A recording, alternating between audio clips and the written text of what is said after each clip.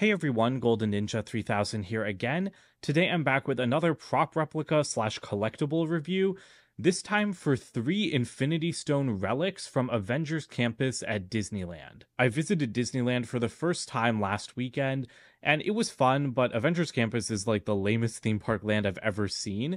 However, one of the gift shops there did have these Infinity Stone relics, and I've been looking for prop replicas of Infinity Stones and their containers for a long time. You know, I love collecting my prop replicas. I love Marvel. And so to finally get like pretty decent quality collectibles, even though they're not exactly aimed at adults, it's kind of more of a mix of for adults and kids.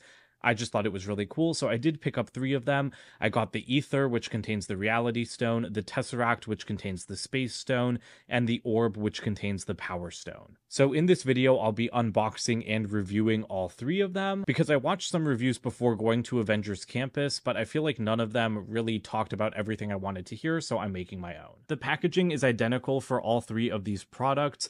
They're in these boxes that look almost like secure storage vaults that like S.H.I.E.L.D. would capture things in and put them away. So it's got a picture, like a data file picture of the Infinity Stones on the front. Then it does have the name of the stone that they include. And there are these glowing lights on the side that correspond with the color of the stone. So all of these boxes are the same all the way around.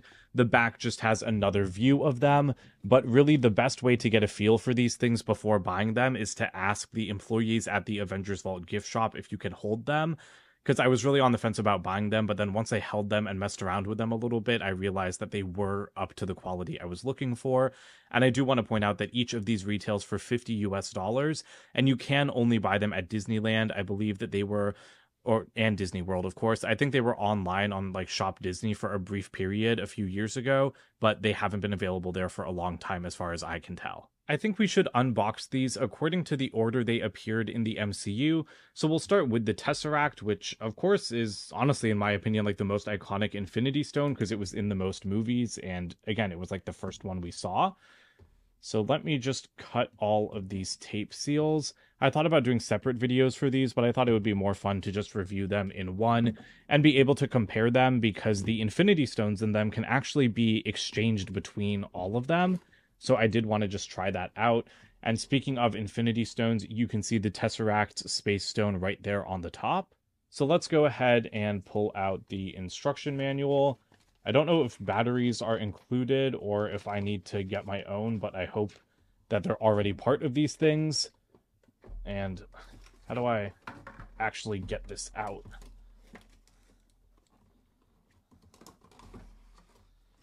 Okay, here comes the Space Stone, and there is the cube.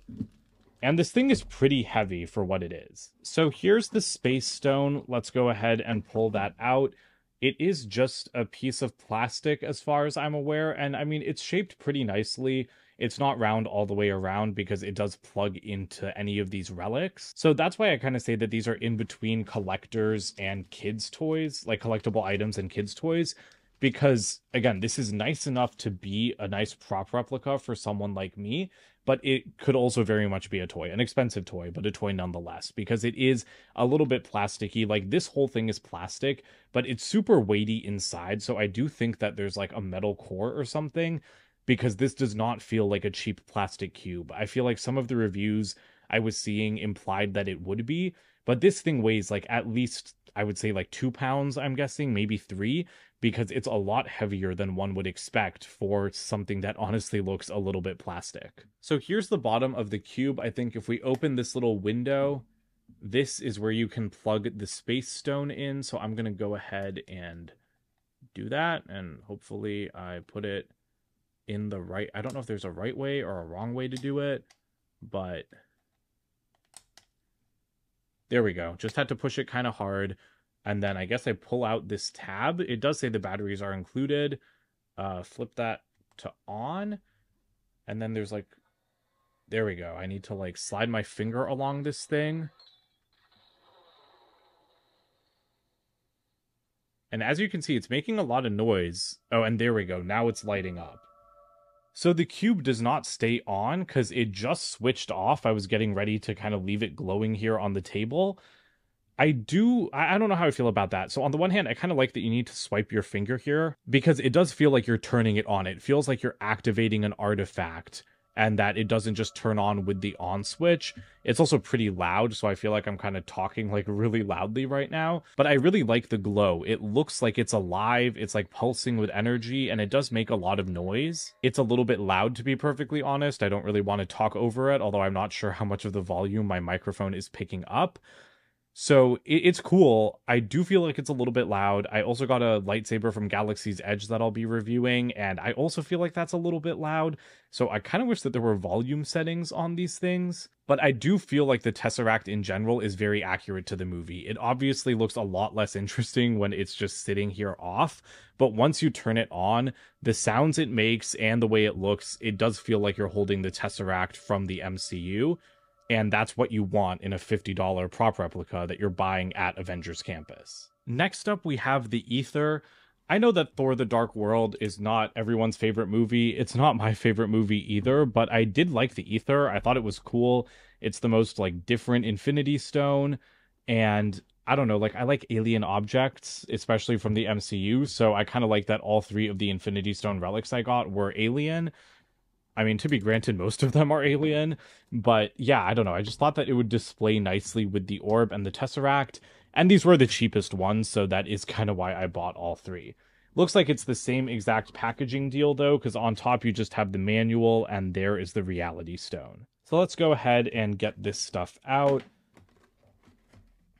There is the Aether itself, and this one is much heavier than the Tesseract. So here's the Reality Stone. It is like a pretty different shape than the not the Soul Stone, than the Space Stone, but it seems to be kind of stuck. There we go.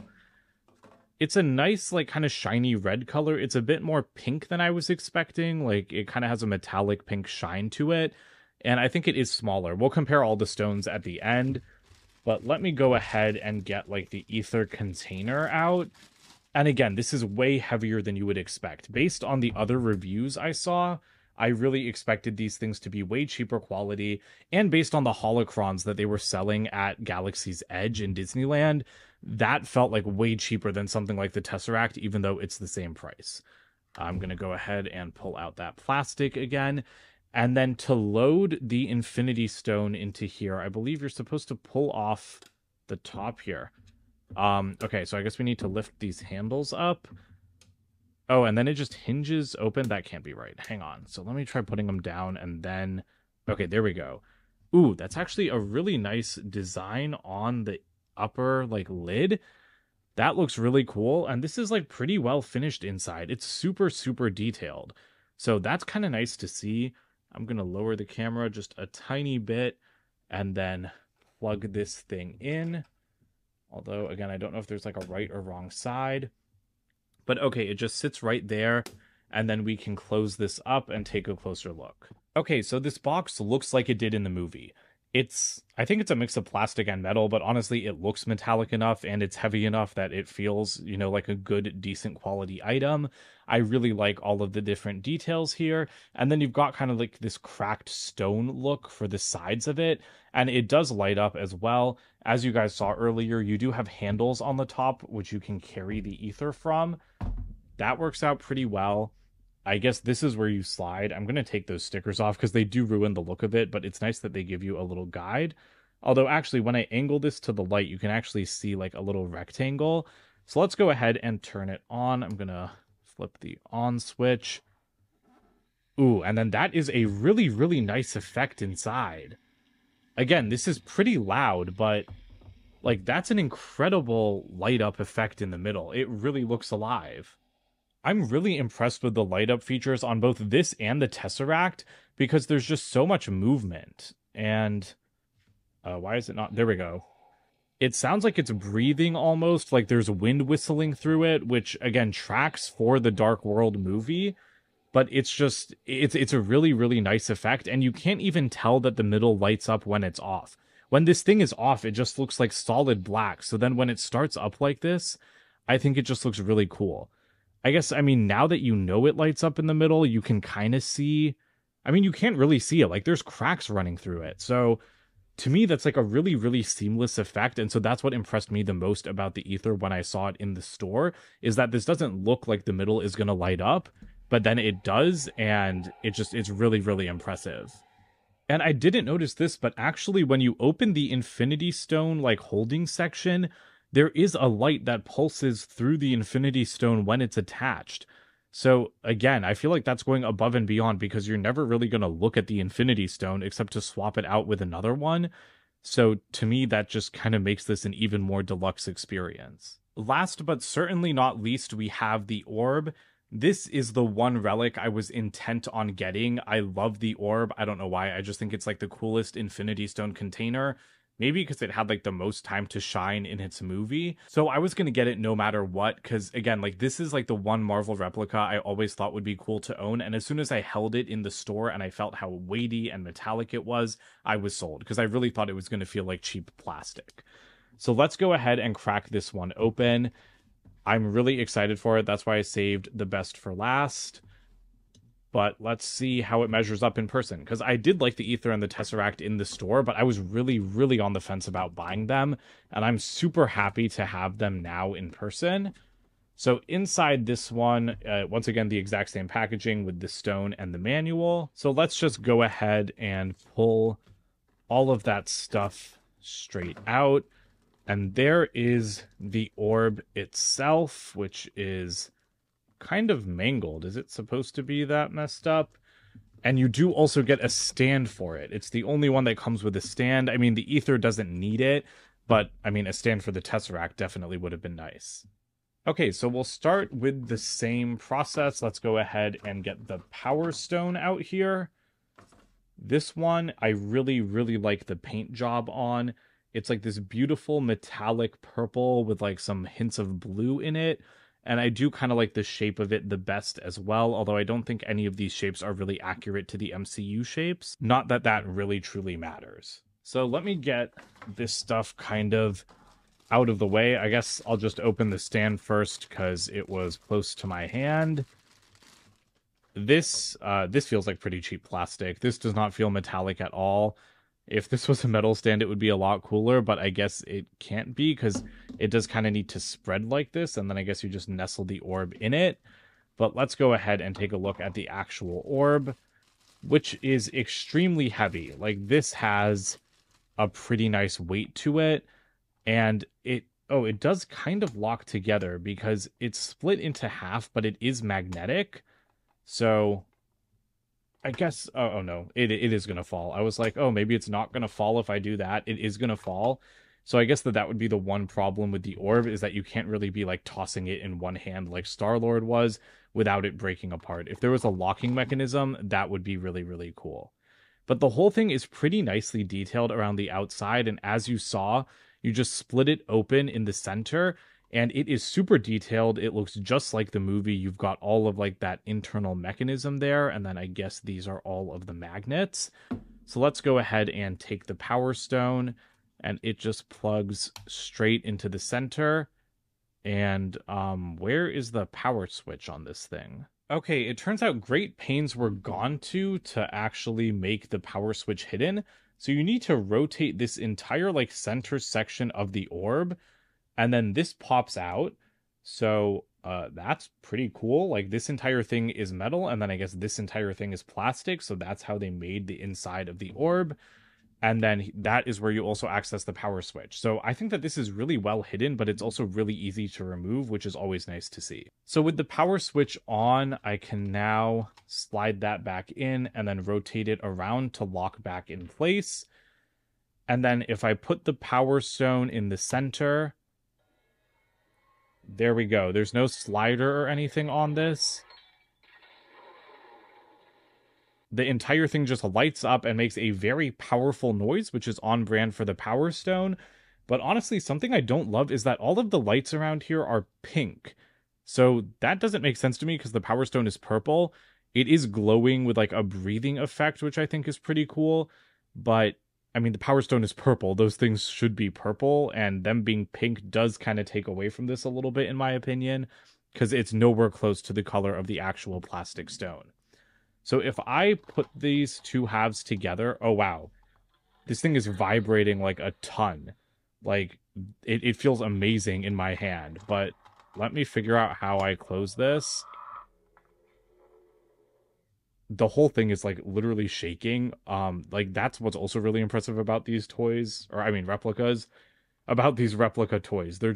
They have like really powerful functions in my opinion. So if I break this in half, like this thing is just going crazy in my hand. It really feels like I'm holding the orb from the movie, and it feels like I'm holding the Power Stone because of how much power there is going through my fingers. So I think that that's a really nice feature or function. It's just, to me, it's really special. And even when closed, like you can really hear the noise and the metallic clang of this thing.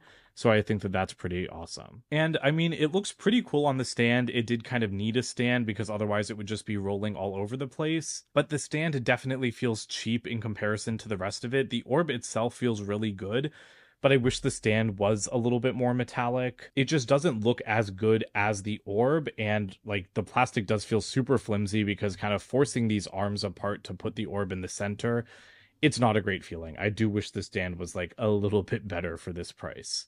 But also, I think that the orb responds to motion. I don't think the other two do, but when I took it off the stand just now, it did vibrate, and when I'm shaking it in my hand, it's like making this like little vibration feeling and noise. So that's really awesome that it's like sensitive to touch like that. Like I think that these replicas are so cool with the way that all of this tech has been integrated into them and still have them look and feel this good. So here are all three relics together, the Tesseract, the Aether, and the Orb. And now, before we finish up the review, it's time to swap the Infinity Stones around, because they all attach with exactly the same mechanism, so you can put any of the stones into any of these relics. So let's go ahead and start with the Tesseract. I'm just going to go ahead and get the stones out of the Aether and the Orb. So here are the three Infinity Stones together. As you can see, they are all slightly different shapes and sizes, with the Aether being the most triangular. But we're going to go ahead and put them inside the Tesseract to see how they change it. So actually, I guess I should get the Aether out of the way a little bit. But we're just going to open up this section. And first we'll swap in the Reality Stone. It just plugs right in there. And then if I slide this, how hard do I need to do it? Oh, I turned it off. That would probably be good to turn it back on. Okay, it didn't turn on for some reason. Oh, there we go. Okay, so the whole thing is now glowing red because it's containing the Power Stone instead of the Space Stone. The outside is still blue, but the entire like center is lighting up this gorgeous red color, and it's not really diluted by the blue at all. So that's a pretty cool effect. I'm gonna go ahead. Oh, and this one also glows even when it's inside the cube, and you can see it glowing through the bottom. So that's pretty awesome. I'm gonna go ahead and remove it now though, and we're gonna swap in the Power Stone. So if I put that in the center, ooh, that's really, really pretty. The purple looks incredible with the blue, and it really looks great shining from the top, just because like you can really see how much light is inside there. So I'm going to go ahead and take that out as well. And I'm going to put stuff in the orb next just because it's closest by. We don't need to do the Power Stone again, but if you put the Space Stone inside, I mean, I'm assuming the whole thing is going to light up blue. And yes, indeed it does. The entire center, it makes the same noises, but the entire center is lit up blue. So that's really, really awesome. I love that you can swap the Infinity Stones out between these relics, because I think it opens up a world of possibility if you're playing with these things. So for kids, that's really awesome. And for adult collectors, it's just kind of like a cool what if, you know, like what if the Tesseract didn't have the Space Stone? What if it was in the orb instead? So we'll take that out and put in the Reality Stone now. And ooh, that looks way cooler than space. I'm sorry, Tesseract, but the red inside the orb, that is a really, really great look. So, I mean, that might be my favorite, actually, because the red is actually red. It's not pink like it is with the Power Stone. So I haven't decided how I'm going to display them yet, but honestly, I'll probably stick with how they're actually portrayed in the movies. Now, finally, for the Aether, let me get the orb out of here, but I'm not going to try to connect the two halves. Let me go ahead and pop the top of it open. And I guess it's a little bit harder to do this one on camera, but we need the space stone first, which, ooh, that's not the right way for it to attach, I think. Okay, there we go. Space stone is in, and then I now need to find the slider. So, oh wait, this one's also off. Okay, turn on, please. There we go. Holy cow. That looks really, really cool. Like, the lights are just so good. Like, it's so cool to see the Aether with the space stone in it instead of the reality stone. So I'm actually gonna pop it open now, and we'll just put in the power stone, because I kind of think that that's gonna look much cooler than the space stone, to be honest. And I was right. That looks way, way cooler than the space stone in there. Like, these things are just so cool. I wish I had all of the Infinity Stones to swap out. So this kind of ended up being a long video, but I'm glad I took a look at all 3 relics in one video, because there is a lot of like customization and swapping out that you can do by putting the different Infinity Stones in the different relics. Like I said, I was really on the fence about getting the Tesseract and the Aether, but I just bit the bullet because I do like the smaller relics. I don't really want the Eye of Agamotto, and I want Loki's Scepter eventually, but it was $100, and I spent a lot on these and at Galaxy's Edge, so I just really did not want to spend the money. But I'm glad I went ahead and got the Aether and the Tesseract, because I kind of like them way more having them in my own hands than trying them at the store. They were still cool at the store, but at home, they just feel so different. Like the Aether in particular, I was really on the fence about that, because like I don't like Thor the Dark World, but I still think the Aether is cool. But I'm so glad I bought it, because it's kind of my favorite out of all of these. I mean, the orb is my favorite relic in general, but I think the Aether just looks the best and functions the best. The orb looks great, but it is ruined by that plastic stand, in my opinion, and again, the fact that the lights inside aren't actually purple colored. So it looks really nice from the outside, but the stand definitely feels cheap, whereas the rest of these don't. And the Tesseract, it does look cheap, unfortunately, because it's a plastic cube. It looks like it should, but it does look cheap. And there's really no way around that. I don't think you could make a better Tesseract at like a lowish price point. I do think that each of these is well worth $50. As far as like theme park replicas go, these are way, way higher quality than I expected. They're a lot of fun, and I really love the fact that you can use the different Infinity Stones in all of these relics. I'd love to get all of them, but unfortunately the Soul Stone is exclusive to the Infinity Gauntlets, which I do not like at all. But these are really the best prop replicas you're going to find from Marvel on the market right now, that's like mass produced at a reasonable price. So if you're at Disneyland, I highly recommend picking these up. I do not trust like the reviewers that came before me, because people were saying that the orb is cheap plastic. It's not. It's like high quality metal. All of these are way, way better than I thought based on other reviews.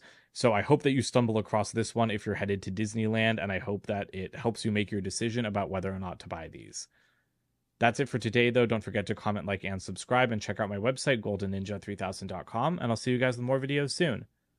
Bye for now.